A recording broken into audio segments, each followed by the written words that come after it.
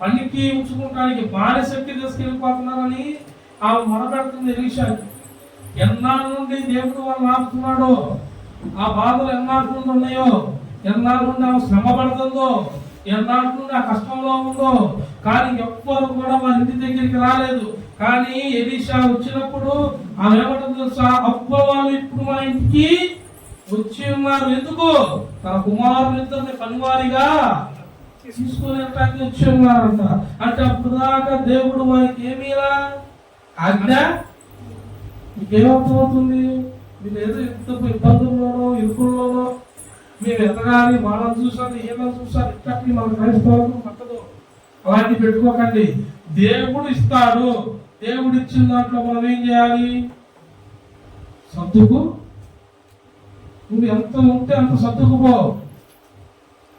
High స్థాయిని నువ్వు ఎంచుకో. దేవుడు ఎంచాలి మనల్ని. దేవుడు మన హై స్థాయికి ఆయన ఘనత ఇచ్చిన దాకా నువ్వే ఉండాలి. దీని మనుషుడుపై మనుషుల వారుపై నువ్వు ఆయన ఎక్కల చోటున ప్రార్థనలోను వాక్యంతోనూ ఉండాలి.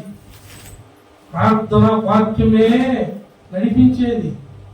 ఆ ప్రార్థన వాక్యము ఏది లేకపోయినా నువ్వు ఏది చేసినా కానీ దేవుడు వినడో రాదు. ఇది ఏదో లోకంలో అది ఇది నువ్వు తిరిగి తెచ్చుకొని ఆడి తెచ్చుకొని దేవుడు సహాయం చేశాడు అనుకోవటమే. దేవుడు సహాయం చేస్తూ కొలతున్నదేక అప్పున్నదేక అది నీ ఓర్పును చూస్తాడు. నువ్వు ప్రార్థన ఆపకుండా ఎలా చేస్తున్నావో చూస్తాడు. నీలో వాక్యం వెళ్తుందో చూస్తాడు.